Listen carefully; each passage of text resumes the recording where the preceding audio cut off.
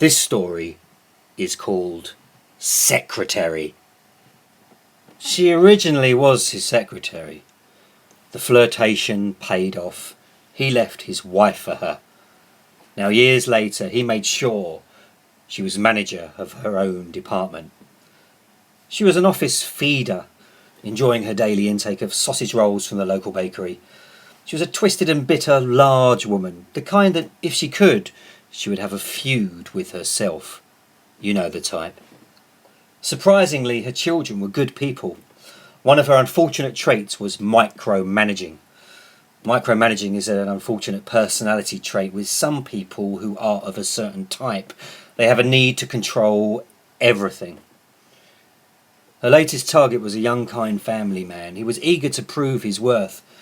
He was hard-working and honest, and he actually solved many ongoing issues within the first few weeks of employment.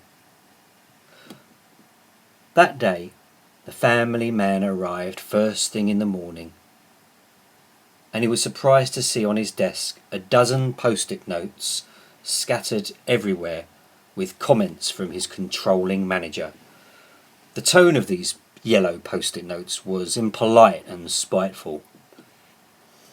To offer an example of how petty this line manager was to this kind man, he had a tower in tray on his desk, only about 4 tiers, and in his absence, without telling him, she would change its position to horizontal, which is another example of cowardly micromanaging.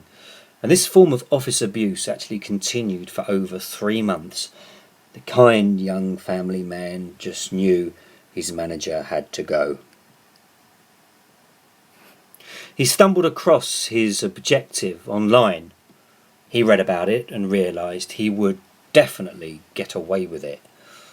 Finally, he had the voodoo doll.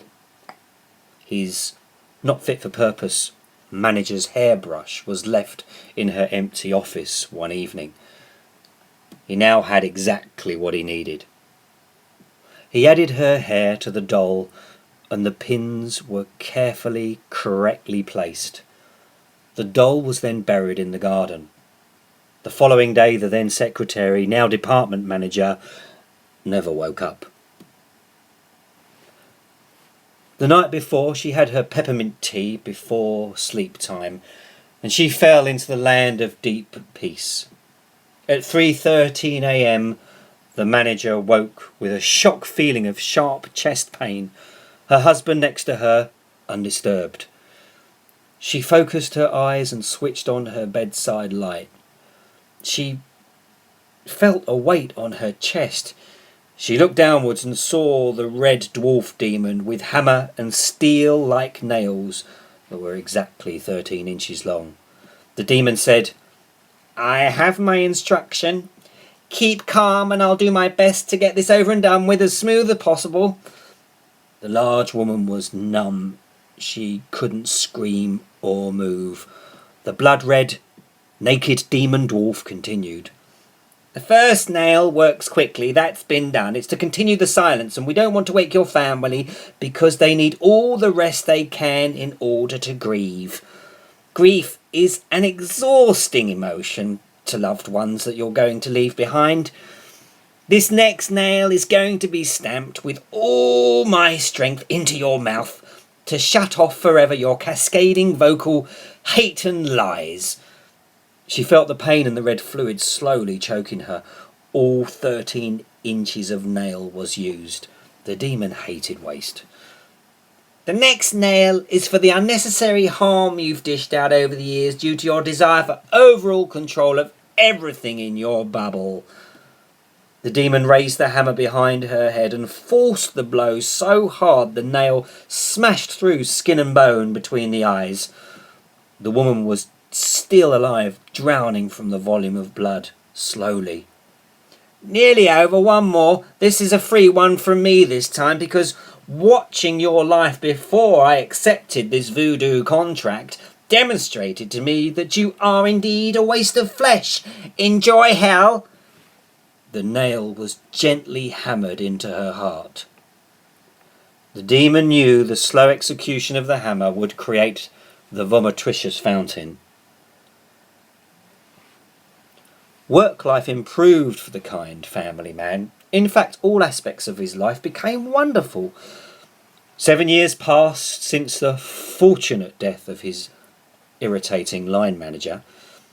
He was always the support and listening ear for the rest of her family because he had no issue with them. Friday nights were traditionally clan matches for him on Xbox Live. He was killing well this particular evening, 9 kills with no deaths yet. And connection was lost to his clan mates across the world again, which was frustrating. Gaming lag is a real problem.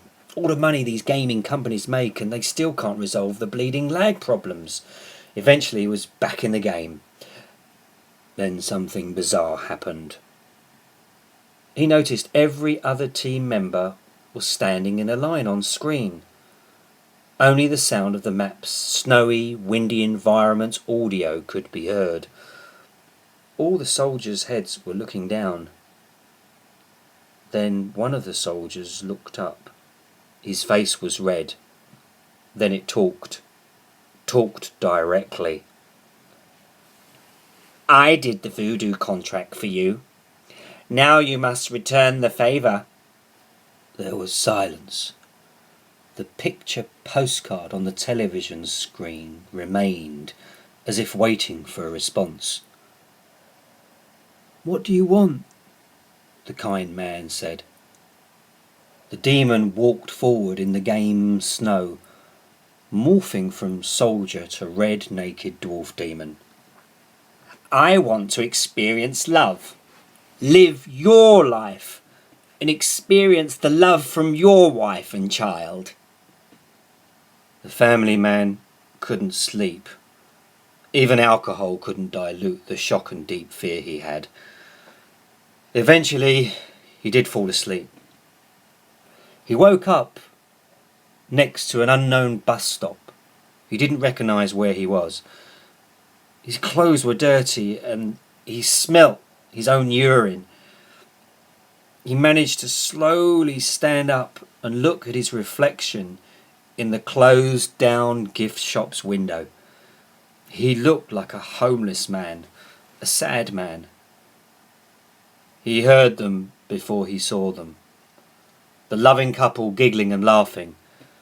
He turned to his right and you know exactly what he witnessed. He saw his beautiful wife with himself, but it wasn't him. His daughter holding his own clean hand, but it wasn't his hand.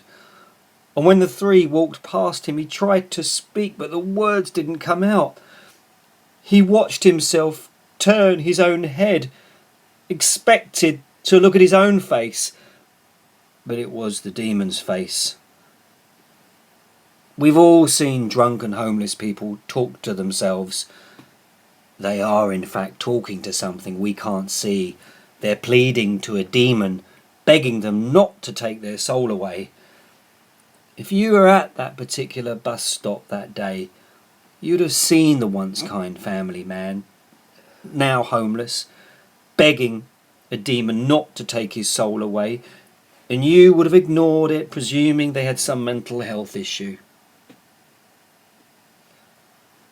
I'm Bleeding Critic.